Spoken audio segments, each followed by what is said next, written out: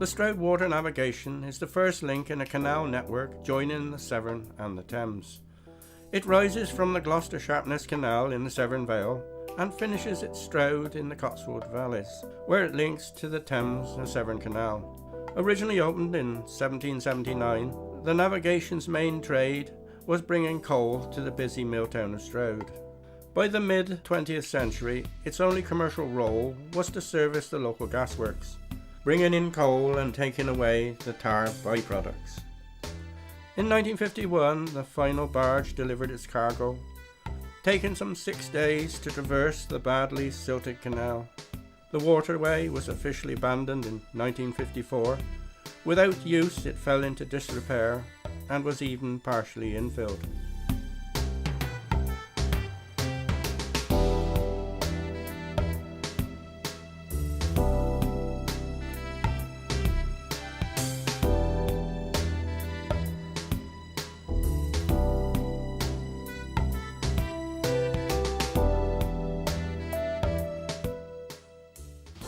Oral history is concerned with audio recordings of personal recollections from people who have had direct experience of the canal. We're off to the meadows. 17.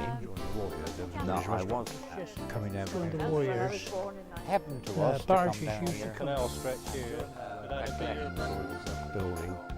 I was always aware. This location was What's interesting about running on the canal is that it is a long.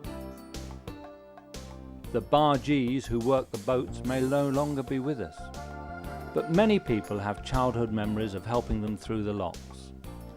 Others have only known the canal during its fallow years.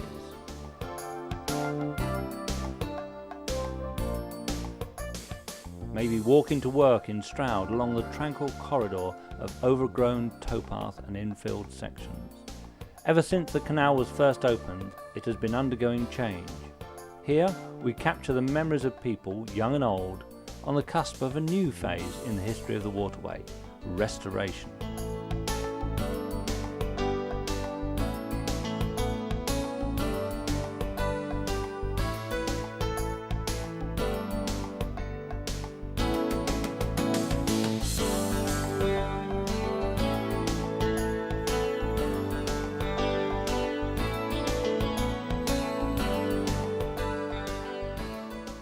My name's Tom Alder. I've lived in Caitescross since 1927 and lived there all my life, and I've a lot of associations with the canal. As children, the canal was our playground, and it was commonplace that any boy in the village was expected to jump off Hilly Orchard Bridge into the canal, because in those days, of course, there was plenty of depth in the canal, and we did have an old swimming pool in Stroud before Stratford Park opened, but this was where we learnt to swim, in the canal.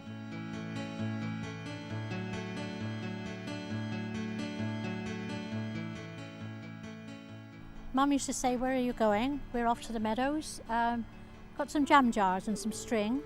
We're going to catch some minnows, sticklebacks or whatever we can find today." Boys being more adventurous, we often finished up in the canal. Very wet feet.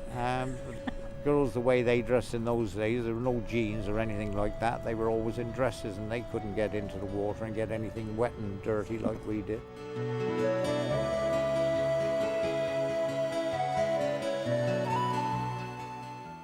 My name is Frank Smith. I'm now 70. Now, I was at Wycliffe College, in fact, in a sense I still am, and I came here as a geography teacher, since when I have been a boarding house master, and I now run the Old Members Society. Originally, the school built what they then called the bathing house on the side of the canal. What we used to do, of course, was to build rafts and shunter up and down. We used to use it for canoeing. We built bridges over it, but we never swam in it, of course, because it was so, by that time it was so polluted and had silted up very badly.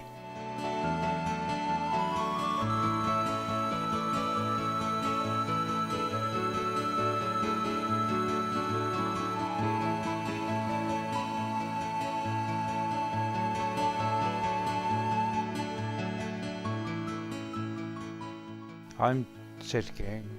I currently live in Dursley, although I grew up in the Stroud area during the Second World War mostly.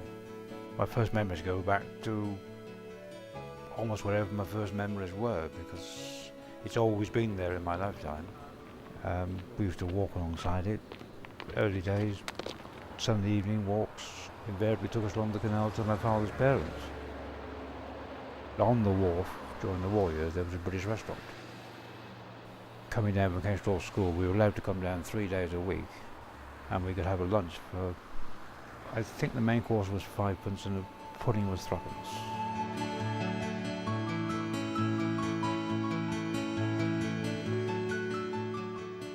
We could guarantee sunshine from July to the end of September when we were on our holidays, and we spent quite a lot of our holidays down here or further up the banks on the Frome as it came out of the mill at Strawn's. Or even playing football on the meadows just behind us. That was interesting. Part of the meadows was put out of commission. There were over 400 trucks and trailers parked out there waiting for D-Day, and the whole war effort was concentrated into the meadow, and very few people have got any records of that. If we had pictures of that, local people would now stand in awe to see the military transport parked in that meadow and partly covered with camouflage nets, but they were there for 2 or 3 years before the activities took place for D-Day.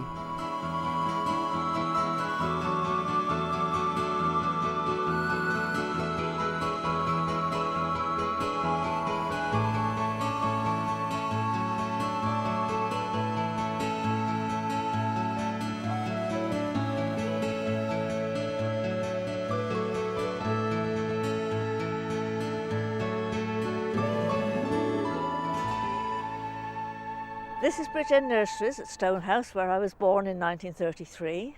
The nursery stretched from the canal down to the Frome and across to the brushworks. We grew soft fruit and flowers, and we had 3 shops in the area, which became grocery shops in the war when we were asked to take provisions as well as produce.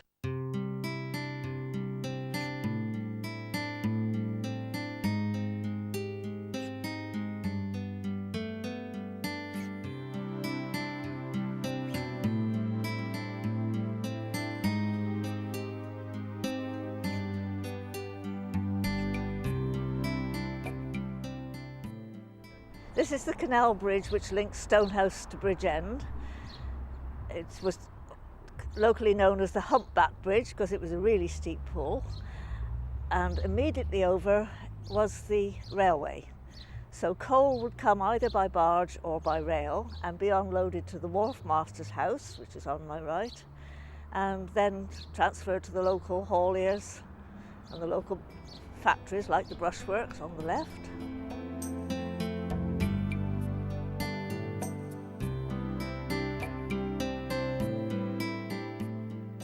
My name is David Timbrell. It was just during the war years, barges used to come up to the gas house, which is off King's Cross Road, with coal, and they used to unload. If you want to know where the gas house was, it's down, I think they used to call it Chestnut Lane. If you go down now, there's Wycliffe garages and there's a concrete mixing place. That used to be the old gas house area.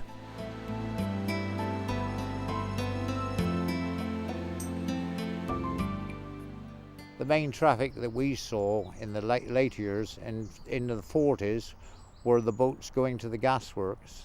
They extracted the tar content from the coke and brought it back down. They used to come back down in reverse and turn at the ocean and go on their way down to Sharpness or Bristol. And if you were lucky enough coming out from school when a boat was coming back, you could have a ride down to King's Cross or to Ebbleigh if you helped undo the 2 locks that were between. Yeah. We were all employed on the locks, weren't we? Yeah. The one at Annie Clark's at the pub, that was a big lock, and it took a lot of winding, and it had a 14-foot drop. And so there was a lot of water had to go down in a rush to the next lock, and the boat just sank out of sight. Amazing things, but all the people that were employed on the boats, and some of these tankers only employed 2 or 3 men, were always happy and Always in flat caps, weren't they? Flat caps, and they Flat always caps. encourage you to ask questions, and they would tell you all the answers. You were never a nuisance, and if you showed interest, they would show the interest back, wouldn't they? Yeah.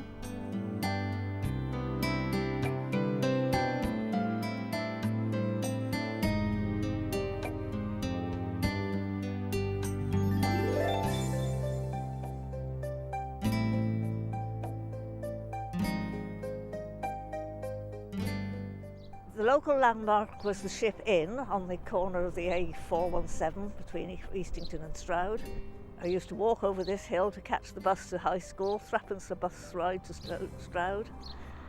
Very well-known local hostelry, Mr. and Mrs. Love, whom my brother married into the family. And we're still in touch with the Love family, the remainders.